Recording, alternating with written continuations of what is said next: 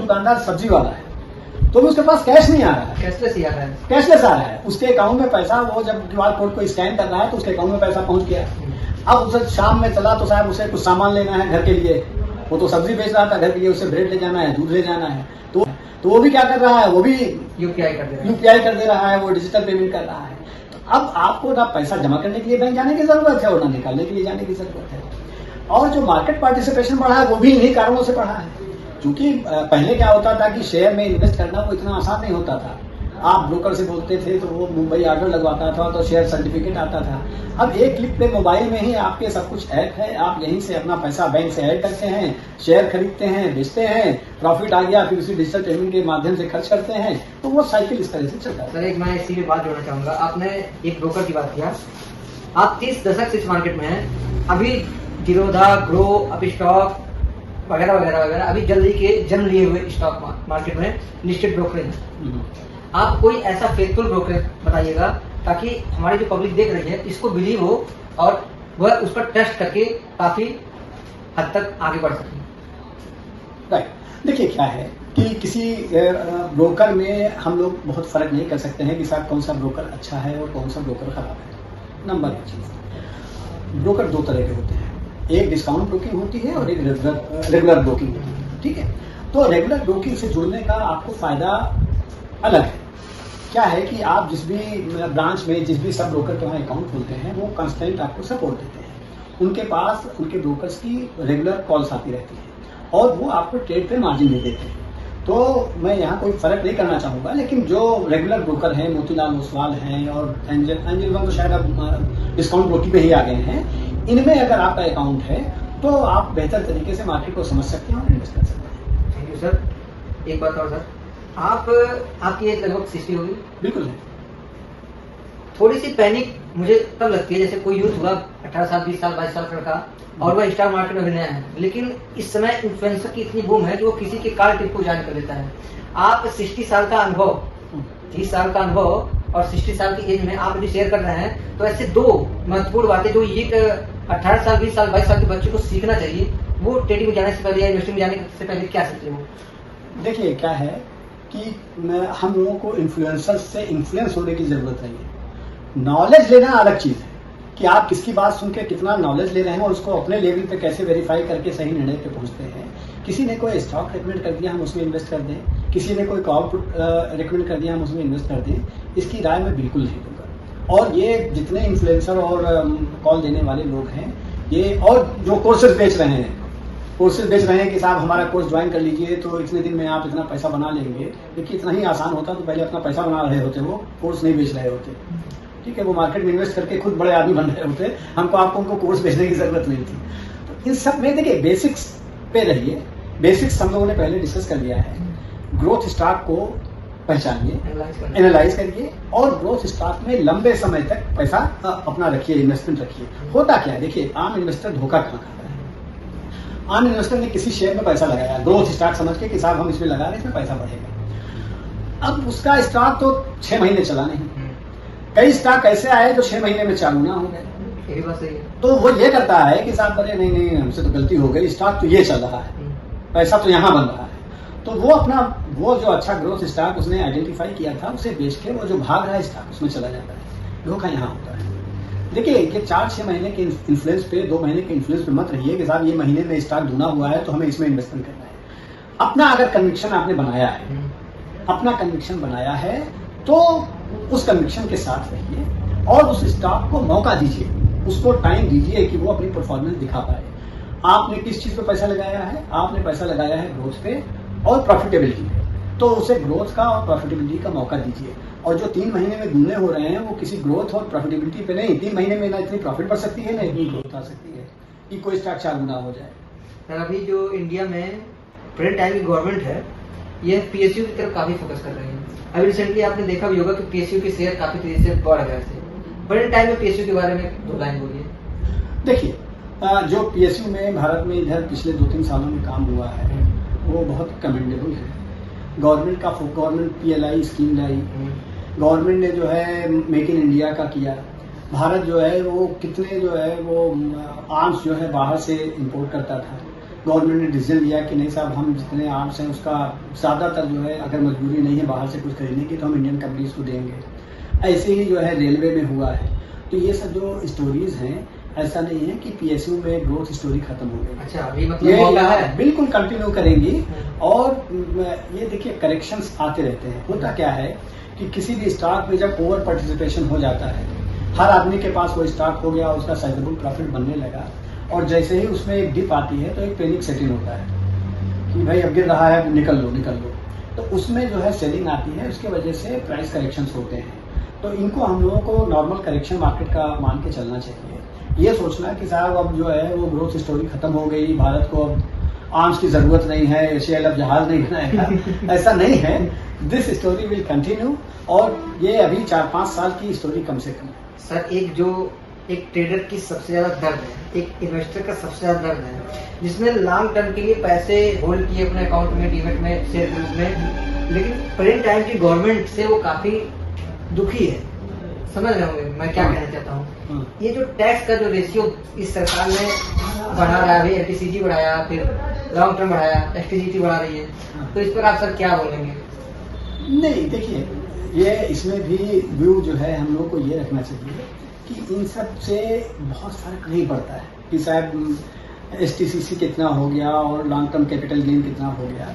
अगर मार्केट में आपने सही जगह इन्वेस्ट किया है तो ये बड़े छोटे पोर्शन है उस इन्वेस्टमेंट के, अगर आपका प्रॉफिट बन रहा है।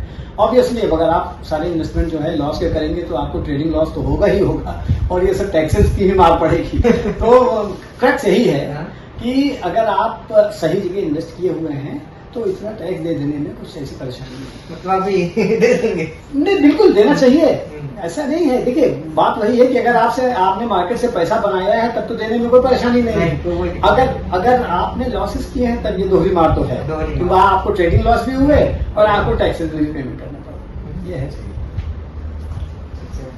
एक चीज और सर, इस समय आईपीओ बूम पे आप क्या बोलना चाहेंगे? बहुत खतरनाक है। खतरनाक की बहुत खतरनाक? बहुत खतरनाक है। देखिए क्या है कि मार्केट में जब बुल रन होता है, जब सब कुछ अच्छा दिखता है, तो जिन कंपनीज की वैल्यूएशन जो है वो बहुत कम होती है, लाख रुपए की अगर वैल्यूएशन है तो उनका आईपीओ वैल्यूएशन 4 लाख होता है। और ये एक्सपर्ट्स का कहना है कि जब बहुत आईपीओ की बूम आ जाए तब समझ लीजिए कि कुछ खतरा मंडराने वाला है। हालांकि इंडियन इकोनॉमी जिस लेवल पे चल रही है और जिस लेवल पे मार्केट पार्टिसिपेशन बढ़ रहा है, हम लोगों को तो नहीं लगता कि 4-5 साल में कुछ बहुत major changes Indian market conditions में आ जाएं। लेकिन ऐसे आईपीओ में फंसना, ये क्योंकि देखिए शेयर आ गया है तो किसी न किसी के पास तो ओनरशिप उनकी रहेगी। आपने आईपीओ में खरीदा, आप बेच देंगे, कोई दूसरा ले लेगा, तो वो ओनरशिप तो किसी न किसी के पास रहेगी। और जब भी करेक्शन आएगा तब ऐसे लोग ज्यादा परेशान। अभी रिसेंटली ने आपने देखा होगा बजाज का एक आईपीओ लिस्ट हुआ है और लिस्टिंग गेन भी काफी अच्छी मिली है, लगभग 100% से एवं मिली है। तो क्या आगे आने वाले आईपीओ में ऐसी बूम देखने को मिल सकती है? नहीं, देखिए क्वालिटी कंपनीज, प्रूवन मैनेजमेंट का आईपीओ है, उसको अगर आप महंगा भी ले लेंगे तो आपको कोई उसमें मुश्किल नहीं आने वाली। जहाँ तक बजाज हाउसिंग के आईपीओ की बात है, it's a very good company, बहुत अच्छा मैनेजमेंट है। बजाज फाइनेंस ने हजारों गुना पैसा बना के दिया है लोगों का, 100 गुना नहीं। तो उनका जो है, जो एनबीएफसीज में है, उनका अलग ही स्थान है भारत में। वो सबसे बड़े मल्टी बैगर रहे हैं फाइनेंस सेक्टर के, बजाज फाइनेंस जो है। आप कि बजाज फाइनेंस की प्रेजेंस कहाँ नहीं है। आप किसी मोबाइल की दुकान पे चले जाइए, वहाँ आपको बजाज फाइनेंस का बंदा मिल जाएगा। वो आपको 6,000 रुपए का मोबाइल भी फाइनेंस कर रहा है। ठीक है, तो क्वालिटी कंपनीज का आईपीओ तो कभी भी आएगा वेलकम है, उसमें इन्वेस्टमेंट करना चाहिए। लेकिन वही है कि अगर 100 आईपीओ आ रहे हैं तो क्वालिटी कंपनीज उसमें 2 हो रही हैं, मेजर जो है वो क्वालिटी कंपनीज नहीं है। चलिए सर, बहुत सारी बातें हुई आपसे। एक लास्ट क्वेश्चन मैं आपसे अपनी तरफ से पूछना चाहूंगा, अगर कोई बंदा फाइनेंस सेक्टर में नहीं है लेकिन उसकी चाहत है कि मैं आ जाऊं इस सेक्टर में, तो उसे क्या क्या बातें को ध्यान रखना चाहिए? बातों का ये ध्यान रखना है क्योंकि उसके पास नॉलेज नहीं है। हाँ बिल्कुल ऐसे हमारे इंडिया में कई ज्यादा बहुत सारे इन्वेस्टर हैं। मिडिल क्लास का लगभग ज्यादातर इश्यू यही है, प्रॉब्लम यही है। देखिए क्या है, नॉलेज ही पैसा बना के देता है। तो अगर हम लोग अंधेरे में कोई शूट करेंगे तो हमें नहीं मालूम कि वो निशाना सही लगेगा या नहीं लगेगा। तो जब हम देख के समझ के ही कोई काम करेंगे तभी हम कुछ उससे कह सकते हैं कन्विक्शन से कि नहीं भाई हमने सही जगह काम किया है और इसका नतीजा सही मिलेगा। तो उनका यही है कि शायद थोड़ी नॉलेज जरूर रिक्वायर करिए, इन्फ्लुएंसर से नहीं, जो किताबों को पढ़िए, जो अच्छे एक्सपर्ट्स रहे हैं उनकी बातें सुनिए और नॉलेज एक्वायर करिए, फंडामेंटल्स पे रहिए, ग्रोथ और प्रॉफिट पे ध्यान दीजिए, इन्वेस्टर बनिए, ट्रेडर कम बनिए, ट्रेडिंग का पार्ट बनाइए, लेकिन वो आपके टोटल इन्वेस्टिंग का जो है वो एक पार्ट होना चाहिए। इन्वेस्टमेंट और ट्रेडिंग अलग अलग होनी चाहिए। ट्रेडिंग ऐसा नहीं कि गलत है, ट्रेडिंग भी अच्छा। भारत में तो देखिए भाई इतना लोग अनएम्प्लॉयड हैं, इतने लोगों को रोजगार की जरूरत है, ये भी रोजगार है, ये भी अपने आप में भरा पूरा रोजगार है। अगर आप सही जगह पैसा लगा रहे हैं और उसमें अर्न कर रहे हैं तो ये इससे आपका करियर बन सकता है। करियर तभी बनेगा जब हम सिद्धांतों पे रहेंगे और सही जगह इन्वेस्ट करेंगे। मल्टीबैगर की तलाश में थोड़ा समय आपको एक दो वो बता दूं यहाँ पे कि कहाँ पे हम लोगों को रहना, किस सेक्टर में हम लोग बूम देखने वाले हैं, अभी हम जानेंगे।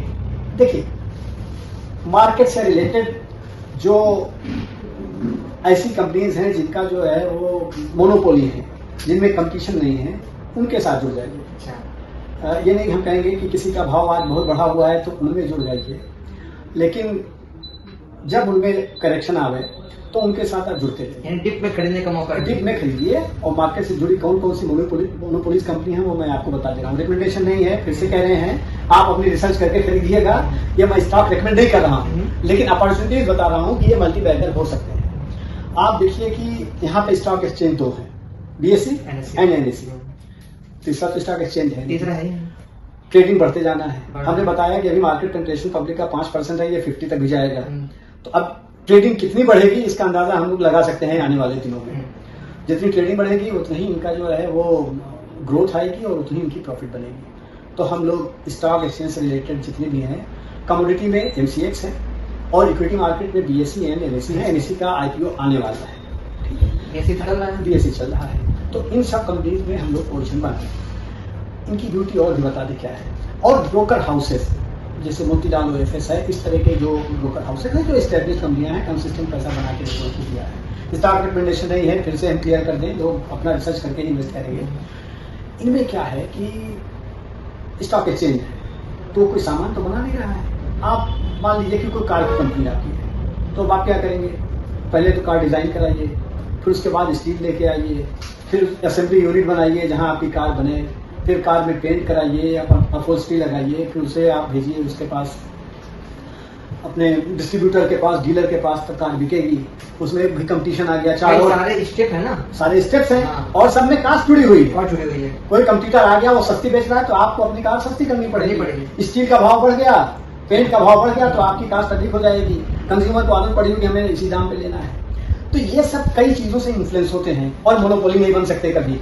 कार बनाना कोई ऐसा काम नहीं है कि कोई दूसरा ना बना सके, कोई दूसरी बाहर की कंपनी आएगी वो भी कार बनाने लगेगी, आपको कंडीशन कर देगी। जो मोनोपोली बिजनेस है और जहां ऐसा कोई रॉ मटेरियल लगना नहीं है, वो तो सब सॉफ्टवेयर पे चलना, सॉफ्टवेयर पे वो तो डाटा सेंटर बनाया, कंप्यूटर लगाए, आपका बिजनेस चल निकला और मैनी फोल्ड इंक्रीज होना है। ऐसे ही जो है कंज्यूमर बिजनेस में हम लोग जोमेटो इत्यादि हैं उनको देखें, पॉलिसी बाजार है उनको देखें, तो ये लोग क्या कर रहे हैं, ये कोई इन्होंने फैक्ट्री नहीं लगा रखी, सॉफ्टवेयर है, सॉफ्टवेयर सबके मोबाइल में डाल दिया, आप लोग उस पर कर रहे हैं। अच्छा, फूड हैबिट्स भारत में बदल रही हैं, ट्रैवल हैबिट्स बदल रही हैं, इंश्योरेंस जैसे हम लेते हैं वो बदल रही हैं। पहले हम लोग किसी पास जाते थे, अब अपने मोबाइल में बैठ के हम इंश्योरेंस ले रहे हैं, हेल्थ इंश्योरेंस खरीद रहे हैं। तो ऐसे कंपनीज में हम लोग एक्सपोजर बढ़ाएं, क्योंकि आने वाले समय में ये डिजिटल ट्रांजैक्शन और डिजिटल स्पेंडिंग का तरीका जो है या डिजिटली सारे काम करने का चलन बढ़ना है और मार्केट में इन्वेस्टमेंट भी डिजिटल तरीके से बढ़ना है। तो अगर इन मोनोपोली बिजनेस में हम लोग लॉन्ग टर्म जो बना के चलें कि नहीं साहब हमें 5-7 साल के लिए पैसा लगाना है, ये मल्टीबैगर है। यानी सर आपका कहने का मतलब है जितने भी चीजें डिजिटलाइज हो रही हैं आप फोकस उन पर कीजिए, उन पे करिए। और वो मोनोपोली बिजनेस है, और मोनोपोली उनमें कंपटीशन कम है, पैसा मोनोपोली में ही बनता है। सर एक चीज मैं आपसे और पूछना चाहूंगा, अभी रिसेंटली 2 बार एक कंपनी है जो हमारे इंडियन मार्केट को ऐसे पैनिक की तरह डसने आ जाती है और फिर वो चली जाती है, आप समझ रहे होंगे, मैं बात कर रहा हूँ हिंडनबर्ग की। इसका हमारे मार्केट की तरफ क्या विचार है?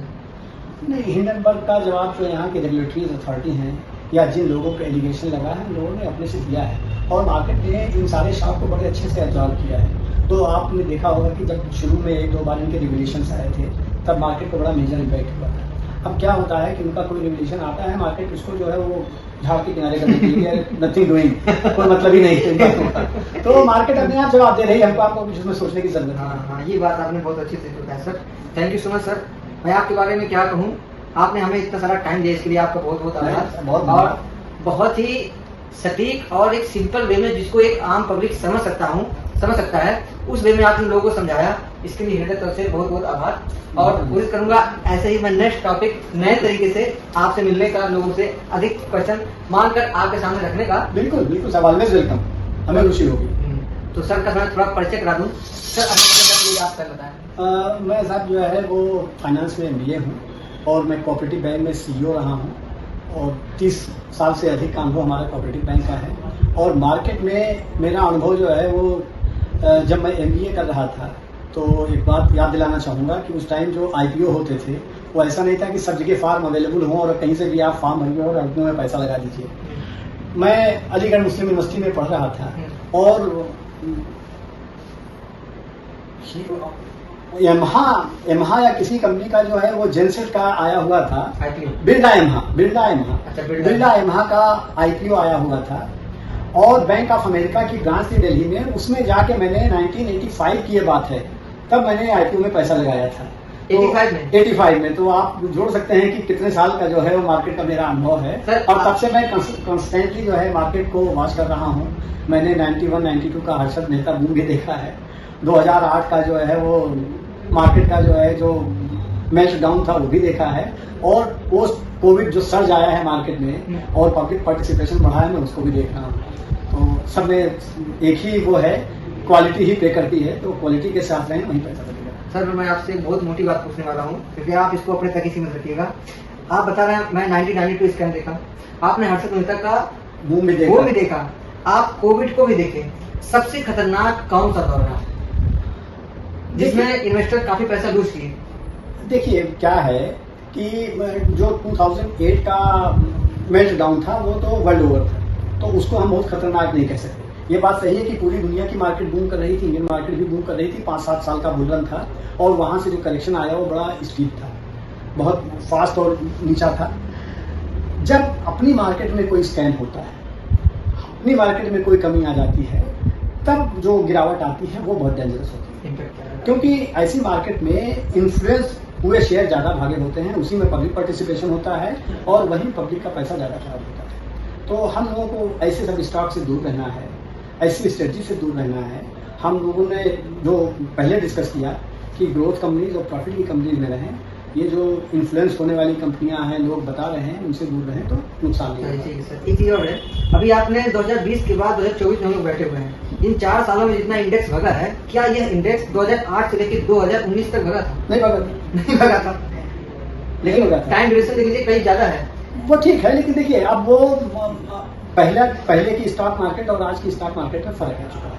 पहले क्या था, सीमित प्लेयर थे, जब से यहाँ पे पब्लिक का पार्टिसिपेशन मार्केट में बढ़ा है और मैंने आंकड़े देख के बताया कि और बढ़ने वाला है, तो अब हम लोग ये ना उम्मीद करें कि शायद ये पार्टिसिपेशन कम होगा, ये पार्टिसिपेशन बढ़ते जाना है और मार्केट में भी स्पीड रहनी है।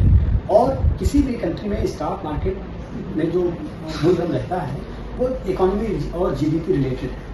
इंडियन GDP फास्टेस्ट ग्रोइंग है और आने वाले 4-5 साल तक ये इसी स्पीड से ग्रो करेगी। तो स्टॉक मार्केट में कोई बड़ा मेजर करेक्शन आ जाए ऐसा दिख नहीं रहा है। बिल्कुल करेक्शन मार्केट में टाइम टू टाइम आते रहेंगे, 10% 20% इंडेक्स जो है करेक्ट होगा, लेकिन बहुत मेजर करेक्शन आ जाए ऐसा कुछ नहीं, हमें नहीं दिख रहा है, होने को कोई नहीं जानता। अरे सर वो तो कोविड जैसा दौर था जो आपने ट्रेनिंग बंद करवा दी, आपने क्या क्या करवा दिया, तो ऐसा कुछ भगवान के पास ना हो। एक last question sir, last question मैं यही पूछना चाहूँगा सर कि यदि इस समय कोई स्ट्रेटजी आपके मन में हो और हमारी पब्लिक को बताना चाहते हो तो प्लीज आप बताइए। क्या चीज? स्ट्रेटजी जिसको आप फॉलो करते हो, जिससे आप पैसा बनाते हो। स्ट्रेटजी पूछ रहे हैं? हाँ स्ट्रेटजी नहीं, स्ट्रेटजी सर बहुत साफ है। स्ट्रेटजी को मैं क्लियर कर चुका हूँ कि आप ग्रोथ स्टॉक पहचानिए और जिनमें कंसिस्टेंट प्रॉफिट आ रहा है उनको पहचानिए। कोई टर्न अराउंड कंपनी भी है कि भाई अभी लॉस में है, लेकिन आपको लग रहा है कि इनका बिजनेस ऐसा ग्रो कर रहा है कि ये प्रॉफिट में बहुत जल्दी आ जाएंगी। एग्जाम्पल के लिए जैसे जोमेटो है, खरीदने की सलाह या हमारे कहने पे खरीदने की जरूरत नहीं है, लेकिन ऐसी कंपनियां जिनमें टर्न अराउंड हो रहा हो, 3-4 सालों से लॉस में थी, नई कंपनी थी, अब हम देख रहे हैं कि नहीं साहब ग्रोथ भी है और प्रॉफिट भी आने वाला है, तो ऐसी कंपनी में हम इन्वेस्टमेंट करें पैसा। थैंक यू सर, आपने हमें कितना समय दिया, एक बार और आपका बहुत बहुत आभार। फिर मिलेंगे आपसे। बहुत सारे धन्यवाद। नॉलेज के लिए बहुत आपका धन्यवाद। बहुत बहुत धन्यवाद। और देखिए सर, पसीने भी हो गए हैं इतने सारे नॉलेज को देने के बाद हाँ। आदमी का अनुभव बोलता है। थैंक यू, मिलेंगे।